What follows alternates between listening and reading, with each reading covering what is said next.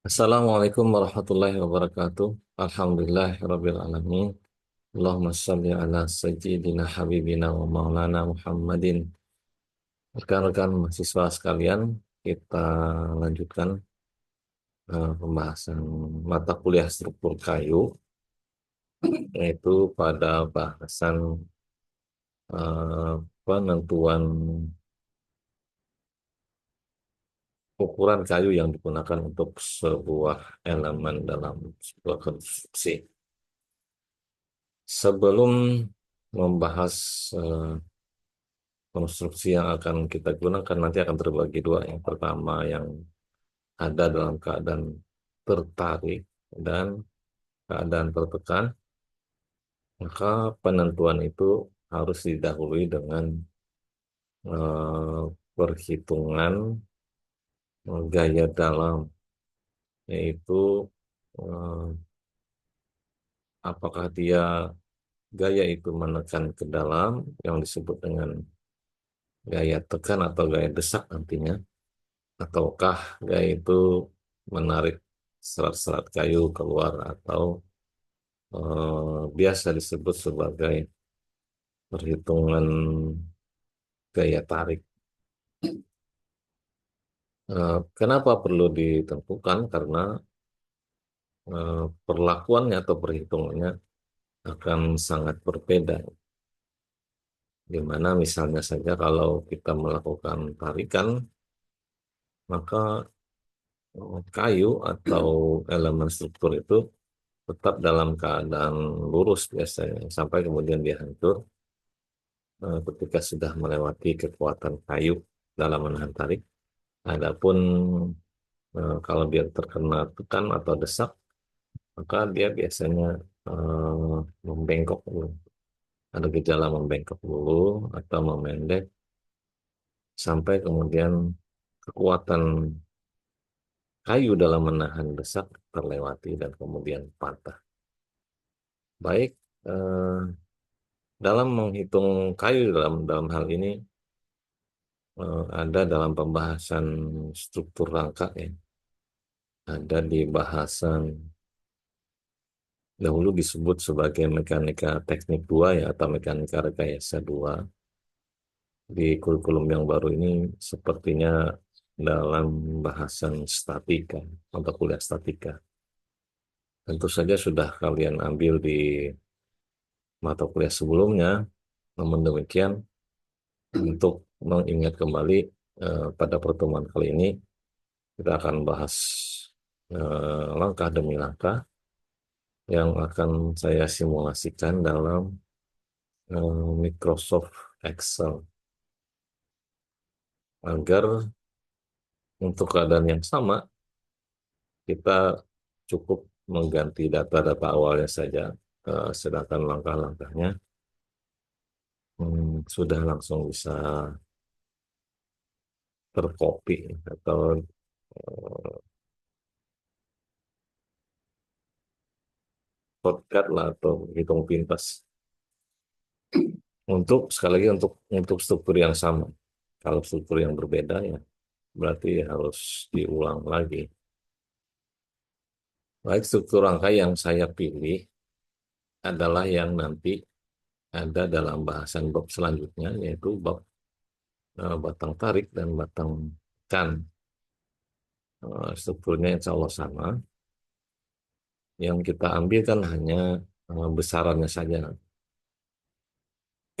Besaran eh, nilai gaya dalam yang bekerja di batang tersebut.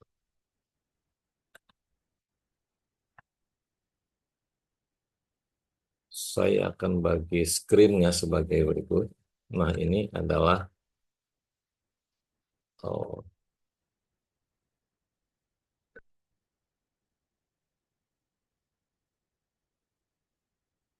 bukan.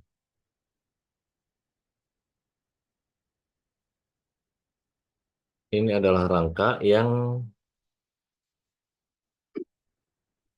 menjadi soal di bab tarik nanti ya.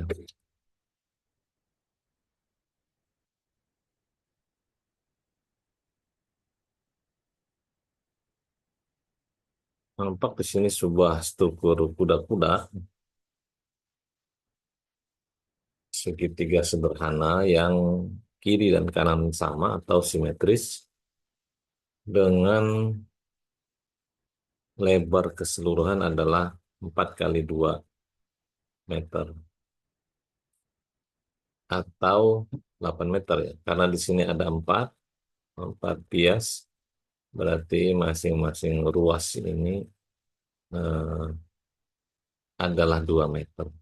2 meter, 4 meter, 6, dan 8. Kemudian di sebelah kanan ada keterangan 1,5 dan 1,5. Ini adalah jarak dari baris ini ke sini atau 4,4 ke 8 dan titik 2 ke titik 6. Jaraknya 1,5. Sedangkan di atasnya juga 1,5, yaitu jarak dari eh, garis khayal 6 ke 8 ini menuju 7, menuju titik 7 atau puncaknya. Dengan demikian, eh, kalau dilihat dari sini, panjang-panjang masing-masing batang ini bisa disebutkan sebagai berikut ya. Yang di sini berarti 2, 2, 2, 2 meter. Lalu eh, yang tegak ini adalah 1,5, ini 1,5. Sedangkan 3 ke 7 itu sama dengan 2 kali panjangnya 2 ke 6. Berarti sini adalah 2 kali 3, 1,5 atau sama dengan 3 ini. Jadi tinggi kuda-kuda seluruhnya adalah 3. Nah, kemudian hmm, diagonalnya ini yaitu titik 1 ke 6, 6 ke 3, 3 ke 8, 8 ke 5, dan 8 ke 7 serta 6 ke 7 itu adalah nilai eh, dari sisi miring dalam sebuah siku-siku yang bisa dicari dengan persamaan Pitagoras. Nah, bisa kita cari di sini. Ini 2, misalnya. Ini 1,5, ini 2 tadi. 1,5. Berarti di sini nah, garis miring sama dengan akar dari sisi tegak kuadrat ditambah dengan sisi datar kuadrat. Kita lihat kuncinya.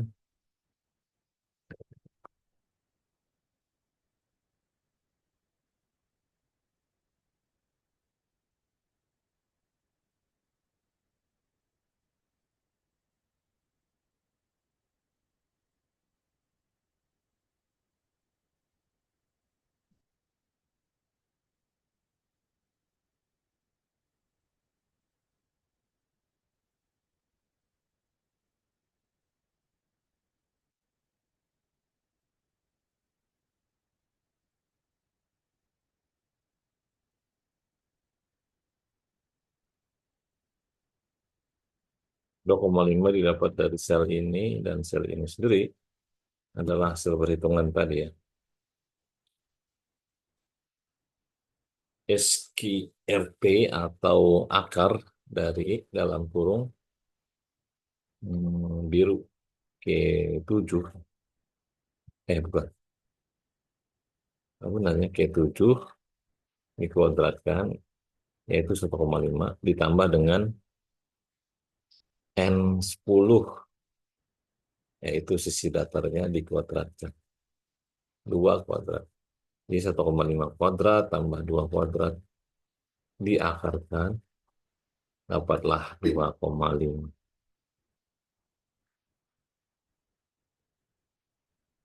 Kemudian penjelasan soalnya selanjutnya adalah ada 2 macam beban yang menimpa pada struktur atap ini. Yang pertama dengan simbol L itu di atas atapnya yang miring ini, dan dengan simbol P yang ada di bagian bawah kuda-kuda. P ada di titik satu, di simpul 2, simpul 3, 4, dan 5. Sedangkan L ada di simpul 1, 6, 7, 8, dan 5. Hanya saja di bagian ujung, eh, nilainya hanya setengahnya. 1/2 L saja, tetapi dia double, di bawah juga ada. Cuma nilainya juga setengah, setengah P. Ini khusus untuk ujung, yaitu titik satu, titik simpul 1, dan titik simpul 5. Nilainya adalah setengah L dan setengah P. Ini biasanya terjadi pada atap-atap yang bangunannya itu didirikan di hampir di tepi perbatasan tanah, di tepi batas tanah dengan tetangganya untuk memaksimalkan tanahnya. Biasanya di kota harga lahan mahal. Eh, Ujung bangunan di situ juga ujung atap, tidak seperti di desa atau daerah daerah kota, tapi yang dimiliki oleh orang kaya, misalnya dia punya kemampuan untuk beli lahan luas, maka atapnya biasanya masih bisa dipanjangkan ke sini untuk menghindari efek tiupan air hujan yang bisa membalik ke dinding, atau biasa kita sebut lampias. Nah, untuk kondisi yang seperti ini, L ini kenapa satu, yang di titik 6, itu karena di titik 6 ini bekerja atau menangkap semua gaya-gaya yang ada di batang ini, cuman setengahnya saja, setengah ke kanan, demikian pula tambah lagi setengah ke kiri. Nah, kalau misalnya di batang ini, lalu setengahnya lagi kemana? Ya, setengahnya lagi dikerjakan oleh titik simpul di sebelahnya. Jadi untuk 6, yang di kanan dia bekerja setengah di sini, berarti setengahnya diambil oleh simpul 7. Demikian pula yang ke kiri, setengah diambil oleh 6, dan setengah lagi diambil oleh simpul 1. Nah, 1 ini cuma mengambil setengah, ke kirinya nggak ada lagi. Berarti dia cuma setengah L. Demikian. Ini berlaku pula untuk simpul-simpul yang lain. Jadi, eh, tinjauan gambar ini hanya berlaku untuk kondisi yang simetris, ya. Bisa saja sebenarnya kalau dibuat eh, rangka ini tidak simetris bagian bias-biasnya ini. Misalnya dia kamarnya, eh, kamar itu tidak terbagi dua secara rata, ya. Misalnya lebar rumah 8, pembagiannya adalah 5 dan 3. 5 itu kamar, 3 itu lorong misalnya. Sehingga bisa saja tipe-tipe tipe atapnya berbeda. Karena itu eh, mungkin di sini tidak L ya, dia seperberapa L. Cuma tetap saja rumusnya setengah ambil ke kanan, setengah ambil ke kiri. Di sini sama semuanya L-nya karena itu tadi ya, rangkanya dia dalam keadaan simetris dan terbagi sama. Ini disebutkan 4 kali 2 meter, 2 meter, 2 meter, 2 meter, 2 meter.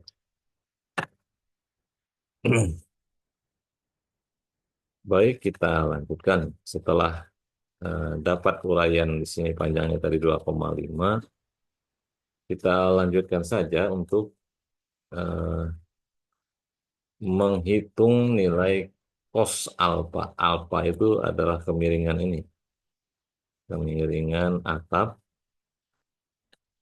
Eh, kita cari nilai kosinusnya dan nilai sinusnya. Dengan segitiga seperti ini, 1,5, 2, dan sisi miringnya 2,5, maka kita bisa tentukan ya, yaitu cos alfa sama dengan cos, kalau cos itu ini alfanya, sisi yang datar ini ya, sisi yang mengapit mengapit alfa, yang ini dua dibagi dengan sisi miring. Itu adalah nilai cos. Karena ini sisi datarnya 2 dan sisi miringnya 2,5 atau 2 per 2,5 sama dengan 0,8. Sedangkan sinus, sinus itu untuk segitiga seperti ini, maka dia adalah sisi di depan alfa ini 1,5 ya, dibagi dengan sisi miringnya 2,5. Maka nilainya 0,6. Nah, alfa sendiri eh, ada ketentuannya ya. Di dalam peraturan bangunan, alfa itu ditentukan. Kemiringan untuk seng biasanya minimal sekian, untuk sirap minimal sekian, kemudian untuk genteng dan seterusnya. Kenapa ditentukan demikian? Misalnya kurang daripada nilai alfa yang ditentukan, itu eh, bisa terjadi angin meniup. Nih misalnya, ya. Kalau dia sangat miring, ada kemungkinan dia tertiup angin, tidak cepat jatuh ke bawah. Eh, Tiupannya itu membuat air hujan itu masuk di antara celah-celah sambungan atap. Nah, itu ya yang dikhawatirkan. Sehingga perlu ditentukan berapa kemiringan paling sedikit.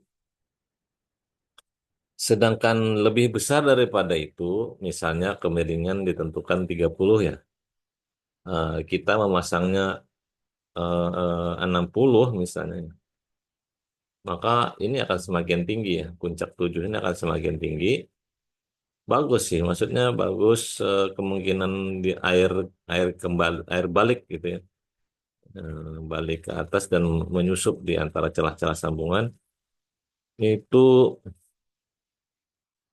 semakin kecil, tetapi bangunan semakin tinggi sehingga bidangnya ini atau sisi miringnya semakin besar.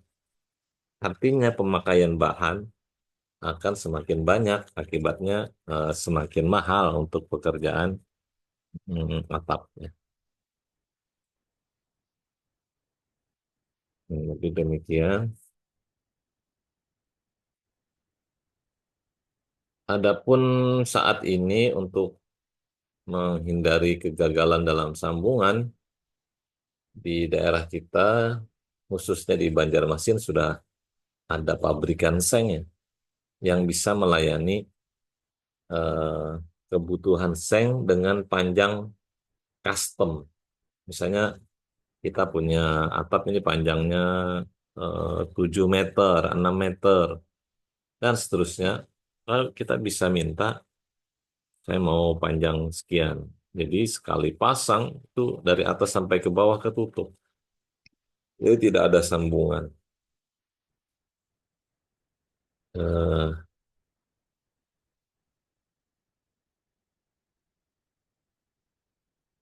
itu dalam hal panjang ya. Kalau lebarnya mungkin terbatas ya, lebar 1,2 atau berapa itu eh, tidak bisa ditambah. Untuk seng gelombang biasanya. Kalau untuk seng yang apa genteng metal itu yang dalam keadaan panjang kayaknya belum belum ada ya sepanjangan yang bisa dipesan secara custom. Baik, eh, selanjutnya disebutkan dalam soal bahwa nilai L yang dipasang di sini adalah 40 kilonewton dan nilai P adalah 10 kilonewton. Nah, eh, dengan demikian ini sudah tahu angkanya ya, L dan P ini. Sedangkan di sini cukup dibagi dua. L dibagi dua, 40 bagi dua berarti setengah L sama dengan 20, setengah P sama dengan 5.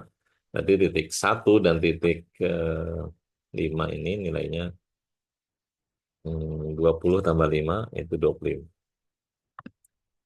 Ketentuan lain, Kayu digunakan adalah kayu mutu A dengan kekuatan E21, asumsi faktor koreksi CM, CT, CPT, dan CF itu sama satu kombinasi pembanan yang apa, nah, diterapkan 1,2D plus minus E ditambah 0,5 L dan alat sambung. Nah, ketentuan lain ini dipakai pada saat nanti menghitung eh, struktur tarik ya. Ini kita abaikan dulu. Kita hitung ininya saja, apa namanya?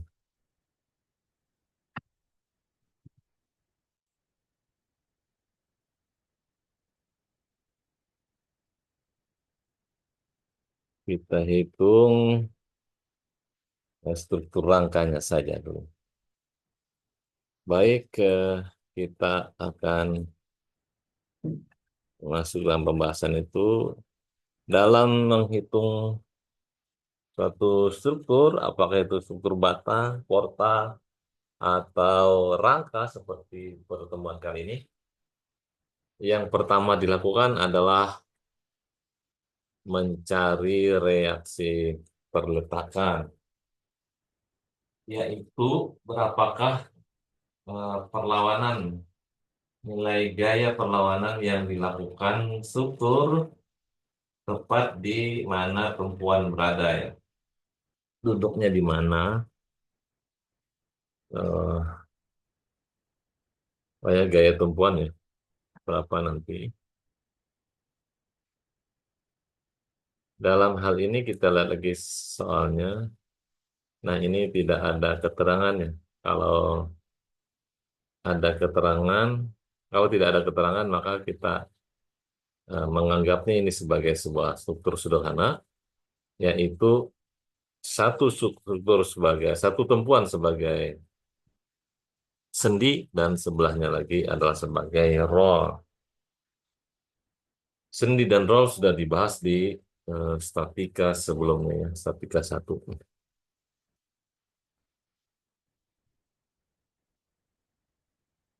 Misal sudut kiri titik satu, simpul satu, dan sudut kanan adalah titik lima, seperti dalam soalnya dalam gambar.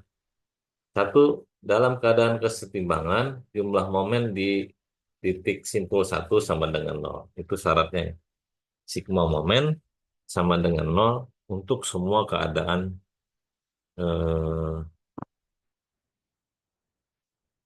titik simpul apa namanya konstruksi ya. Dimanapun kita eh, mengambil titiknya, itu sigma momennya harus sama dengan nol. Di sini kah, di sini kah, sini kah, di sini kah, di sini kah, di sini kah, di sini kah, atau di sini eh, jumlah jumlah resultan semua momen itu nol karena saling meniadakan. Kalau kalau tidak ya, kalau tidak bisa saling meniadakan, maka titik tersebut akan bergeser dari tempatnya. Maksudnya dia tidak setimbang.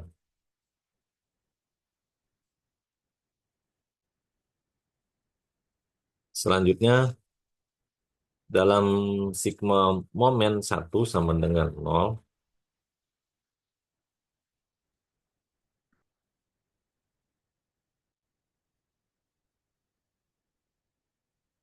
maka akan eh, apa namanya, ini di sigma momen satu sama dengan nol, titik satu akan kita potong dulu sini.